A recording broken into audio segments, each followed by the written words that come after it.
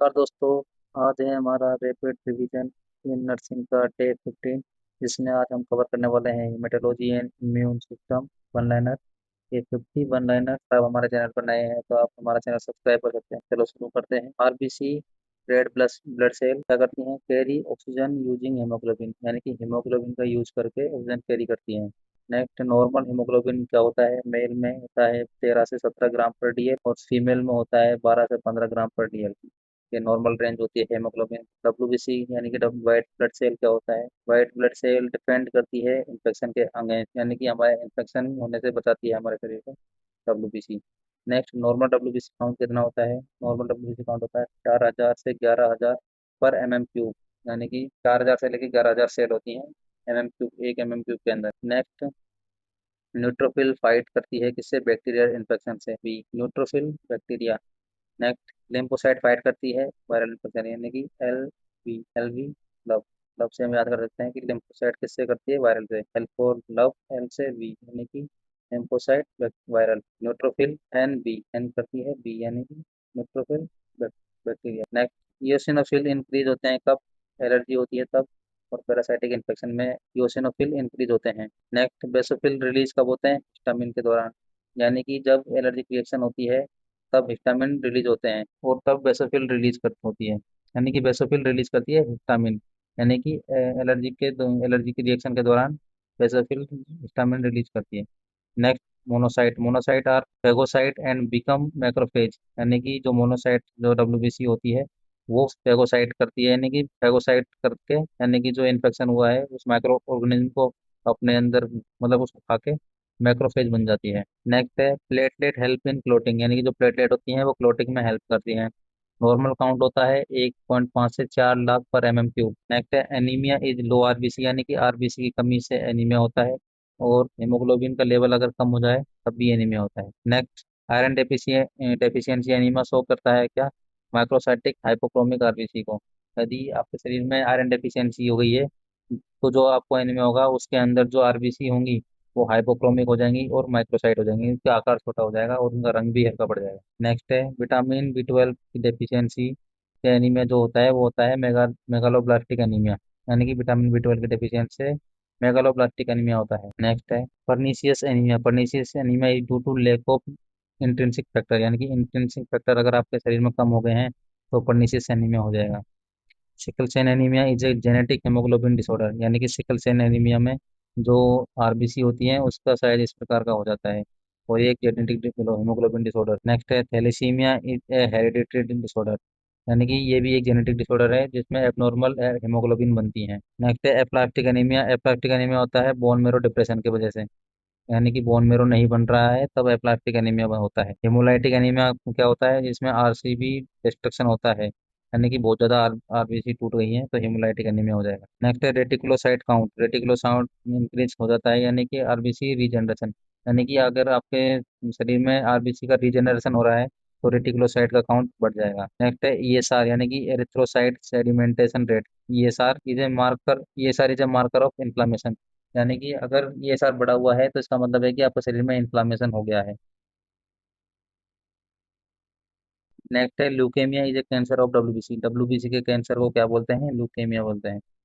Acute lymphoblastic leukaemia, यानी कि acute lymphoblastic ALL common in children, यानी कि बच्चों में कॉमन होता है ALL, यानी कि एक्यूट लिम्फोब्लास्टिक एनीमिया। नेक्स्ट है chronic myeloid leukaemia. Chronic myeloid CML क्या क्या शो करता है? फिलाडेल्फिया क्रोमोसोम को, यानी कि जो क्रोनिक क्रोनिक माइलोइड ल्यूकेमिया है CML वो शो करता है फिलाडेल्फिया क्रोमोसोम को। हॉकिन लिम्फोमा क्या होता है? Hodgkin lymphoma is diagnosed by Reed Sternberg cell, यानी कि रीड स्टेनबर्ग सेल के द्वारा हॉकिन लिम्फोमा डायग्नोस किया जाता है। Non Hodgkin lymphoma Reed lacks Reed Sternberg Sternberg cell, यानी अगर रीड स्टेनबर्ग सेल है तो हॉकिन लिम्फोमा होगा, यदि रीड स्टेनबर्ग सेल नहीं है तो नॉन हॉकिन लिम्फोमा होगा।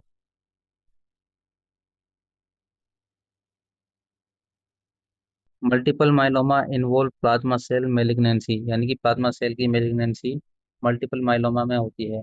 नेक्स्ट है Bence Jones protein in urine. यदि यूरिन के अंदर बेंसी जोन प्रोटीन्स हैं तो ये इंडिकेट करेगा मल्टीपल माइलोमा को। ठीक है, bone pain and lytic lesion are sign of multiple myeloma. Multiple myeloma के साइन क्या है? Lytic lesion and bone pain, यानी कि हड्डियों में दर्द होगा। नेक्स्ट है haemophilia A is a factor 8 deficiency. यदि फैक्टर 8 की डेफिशिएंसी है तो हेमोफीलिया ए होगा।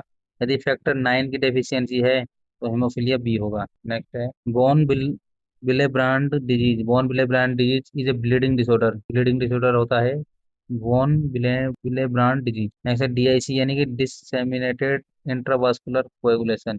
डिससेमिनेट DIC wide spread clotting and bleeding, यानी कि पूरे शरीर के अंदर क्लोटिंग हो स्टार्ट हो जाएगी और ब्लीडिंग होना स्टार्ट हो जाएगा। तो ये डीआईसी का एक इंडिकेशन होता है। हेपेरिन प्रिवेंट करता है क्लोटिंग को बाय इनहिबिटिंग थ्रोम्बोनिन थ्रोम्बिन, यानी कि थ्रोम्बिन को इनहिबिट करके हेपेरिन क्लोटिंग प्रिवेंट करती है। नेक्स्ट है वारफेरिन इंटरफेयर विद विटामिन के डिपेंडेंट क्लोटिंग फैक्टर, यानी कि वारफेरिन जो होता है वो विटामिन के डिपेंडेंट क्लोटिंग फैक्टर्स को अफेक्ट करती है, जिसकी वजह से वारफेरिन ब्लीडिंग करती है। विटामिन के ब्लीडिंग को रोकने में काम करती है, बच्चों में तुरंत दी जाती है जन्म के बाद में ब्लीडिंग रोकने के लिए। आईएनआर मॉनिटर करता है वारफेरिन थेरेपी को। नॉर्मल आईएनआर होती है 0.8 से 1.2। वारफेरिन आईएनआर पीटी, यानी कि prothrombin time time is prolonged in warfarin use. यदि कोई पेशेंट वारफेरिन ले रहा है तो उसका पीटी यानी कि प्रोथ्रोम्बिन टाइम बढ़ जाएगा, प्रोलॉन्ग हो जाएगा, लंबा हो जाएगा, बढ़ा जाएगा, बढ़ जाएगा। एपीटीटी, एपीटीटी के फुल फॉर्म होती है एक्टिवेटेड पार्शियल थ्रोम्बोप्लास्टिन टाइम।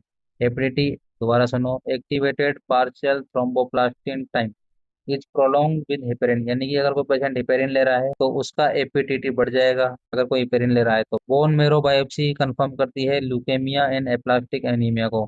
तो बोन मेरो बायोप्सी होती है वो ल्यूकेमिया को और एप्लास्टिक एनीमिया को कंफर्म करने के लिए की जाती है। नेक्स्ट है स्प्लेनोमेगेली अकर, यानी कि स्प्लेनोमेगेली होती है ल्यूकेमिया में। स्प्लीन, यानी कि स्प्लीनोमेगेली यानी कि स्प्लीन बढ़ जाती है इसके अंदर, ल्यूकेमिया में, मलेरिया में और हेमोलाइसिस, यानी कि बहुत सारी आपकी आपकी छूट रही है तो आपका स्प्लीन इसके अंदर एनलार्ज हो जाएगा। नेक्स्ट है लिम्फेडिनोपैथी। लिम्फेडिनोपैथी सजेस्ट करती है किसको? इन्फेक्शन को और मैलिग्नेंसी को, यानी कि लिम्फ नोड बढ़ जाएंगे आपके किसमें? इन्फेक्शन में और मैलिग्नेंसी में। नेक्स्ट है auto immune disease. Auto immune disease कब होती हैं?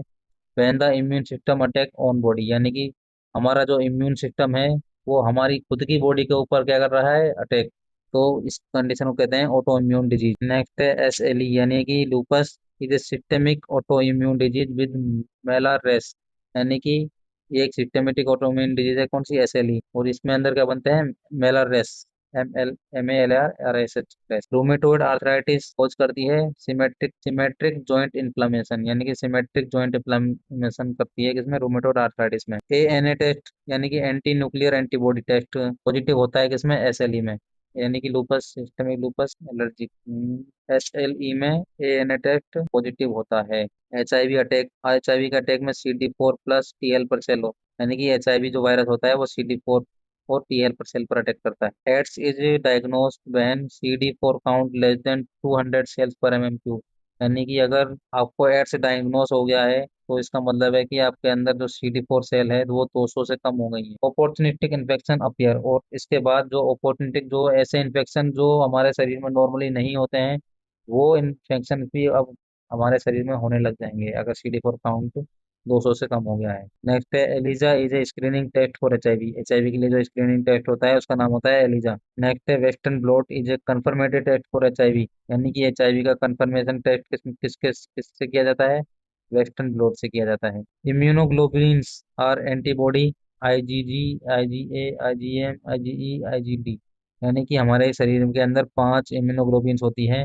उन्हें याद रखने के लिए गमदे, यानी कि IgG, IgA, IgM, IgD, IgE, ये 5 इम्यूनोग्लोबिन्स होती हैं। IgE is limited in allergic and parasitic infection, यानी कि अगर आपको आईजी एलर्जी हो गई है और पैरासाइटिक इन्फेक्शन हो गया है तो आपका जो IgE है वो बढ़ जाएगा। अगर आपको हमारी वीडियो पसंद आ रही है तो आप हमारे चैनल को सब्सक्राइब कर सकते हैं और हमारे चैनल के वीडियोज को आप शेयर कर सकते हैं।